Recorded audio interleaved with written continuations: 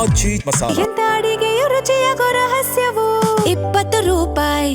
ಮೊದಲಾಗಿ ರಾಜ್ಯದ ಜನಕ್ಕೆ 80ನೇ ಸ್ವಾತಂತ್ರ್ಯ ದಿನದ ಶುಭಾಶಯನ ಕೋರಕ್ಕೆ ಬಯಸ್ತೀನಿ ನಾನು.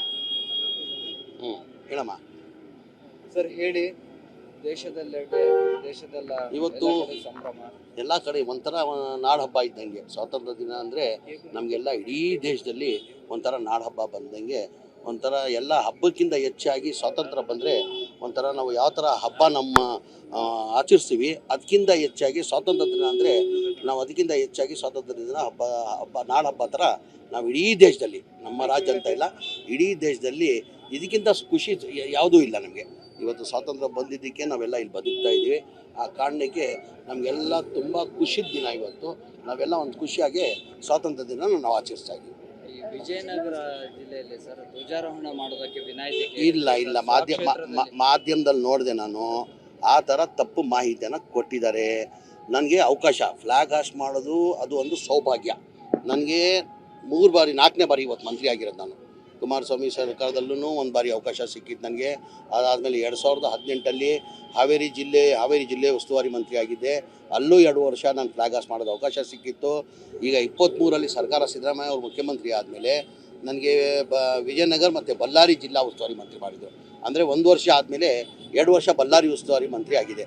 3 ವರ್ಷ ನಾನು ವಿಜಯನಗರಲ್ಲಿ ಫ್ಲ್ಯಾಗ್ ಹಾಸ್ಟ್ ಮಾಡಿದ್ದೀನಿ. ನಾನು ಕೇಳಿದ್ದೇನು ಮಾನ್ಯ ಮುಖ್ಯಮಂತ್ರಿಗಳಿಗೆ, ಸಿದ್ದರಾಮಯ್ಯ ಇರುವಾಗಲೂ ಹೇಳಿದ್ದೆ ನಾನು, ನನಗೆ ಜಿಲ್ಲಾ ಉಸ್ತುವಾರಿ ಮಂತ್ರಿ ಬೇಡ. ಏನಕ್ಕೆ ನನ್ನ ಕೆಲಸದ ಒತ್ತಡ ಜಾಸ್ತಿ, ನನ್ನ ಟೂರ್ ಜಾಸ್ತಿ ಇರ್ತದೆ, ಅದರಲ್ಲಿ ಜಿಲ್ಲೆಯಲ್ಲಿ ಟೈಮ್ ಕೊಡಬೇಕಾಗ್ತದೆ. ಜಿಲ್ಲೆಯಲ್ಲಿ ನಾನು ಟೈಮ್ ಕೊಡಲ್ಲ, ನಾನು ಜಿಲ್ಲಾ ಉಸ್ತುವಾರಿ ಬೇಡ ಅಂತ ಸಿದ್ದರಾಮಯ್ಯನಿಗೂ ಹೇಳಿದೆ.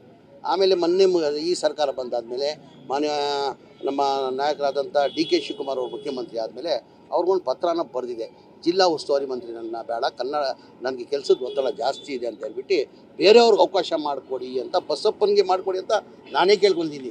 ಏನಕ್ಕೆ ಒಬ್ಬ ಪೌರ ಕಾರ್ಮಿಕ ಮಂತ್ರಿ ಆಗೋದು ನಮಗೆಲ್ಲ ಖುಷಿ ಇದೆ. ನನ್ನ ಅನ್ಸಿಗೆ ಯಾವ ಪಕ್ಷದಲ್ಲೂ ಒಬ್ಬ ಪೌರ ಕಾರ್ಮಿಕ ಮಂತ್ರಿ ಆಗೋಕ್ಕೆ ಸಾಧ್ಯ ಆಗಲಿಲ್ಲ. ಇವತ್ತು ಬಸಪ್ಪನವರು ಇವತ್ತು ಮಂತ್ರಿ ಆಗಿದ್ದಾರೆ, ಅವ್ರಿಗೂ ಆಸೆ ಇರ್ತದೆ. ನಾನು ಮೊದಲೇ ಬಾರಿ ಮಂತ್ರಿ ಆಗುವಾಗ ನನಗೂ ಎಲ್ಲೋ ಒಂದು ಕಡೆ ಯಾವುದನ್ನ ಒಂದು ಜಿಲ್ಲೆ ಕೊಡಬೇಕು, ನಾನೂ ಒಂದು ಫ್ಲ್ಯಾಗ್ ಹಾಸ್ಟ್ ಮಾಡಬೇಕಂತ ನನಗೂ ಒಂದು ಆಸೆ ಇತ್ತು. ಹಾಗಾಗಿ ನಾನು ಬೇರೆಯವ್ರಿಗೂ ಅವಕಾಶ ಮಾಡಿಕೊಳ್ಳಿ ಅಂತ ಮನೆ ಮುಖ್ಯಮಂತ್ರಿ ಕೇಳ್ಕೊಂಡಿದ್ದೆ. ಆ ಕಾರಣಕ್ಕೆ ಬಸಪ್ಪನ್ನ ಇವತ್ತು ವಿಜಯನಗರ ಜಿಲ್ಲೆಗೆ ಹಾಕಿದ್ದಾರೆ. ಅದು ಬಿಟ್ಟು ಇದು BJPಯವ್ರ ರಾಜಕೀಯ. ಈಗ ದೇಶದ ಅಭಿಮಾನ ನಾವು BJPಯಿಂದ ಕಲಿಯೋದು ಅಗತ್ಯ ಇಲ್ಲ ನಮಗೆ. ದೇಶಕ್ಕೆ ಯಾರು ಮಾಡಿದ್ದಾರೆ, ಸ್ವಾತಂತ್ರ್ಯ ಯಾರಿಂದ ಬಂದಿದೆ ಅಂತ ದೇಶಕ್ಕೆ ಜನಕ್ಕೆ ಗೊತ್ತಿದೆ. ನನಗೆ ದೇಶದ ಜನಕ್ಕೆ ಗೊತ್ತಿದೆ ಸ್ವಾತಂತ್ರ್ಯದಲ್ಲಿ BJPಯವ್ರ ಪಾತ್ರ ಏನಿತ್ತು, RSS ಪಾತ್ರ ಏನಿತ್ತು. ನಾನು ಹೇಳೋಕ್ಕೆ ಹೋಗಲ್ಲ, ಅದು ಹೋಗಲ್ಲ. ಅವರಿಂದ ನಾನು ಕಲಿಯೋದು ಬೇಕಾಗಿಲ್ಲ. ನಾನು ಎಲ್ಲ ಯಾವುದನ್ನ ಸಭೆದಲ್ಲಿ ಹೋದರೂ ಹೇಳ್ತೀನಿ, ನಾನು ಮುಸ್ಲಿಮ್ ಆಗಿರ್ಬೋದು, ಅದಕ್ಕಿಂತ ಮುಂಚೆ ನಾನೊಬ್ಬ ಹಿಂದೂಸ್ತಾನಿ ಕನ್ನಡಿಗ, ಆಮೇಲೆ ಮುಸ್ಲಿಮ್ ಅಂತೀನಿ.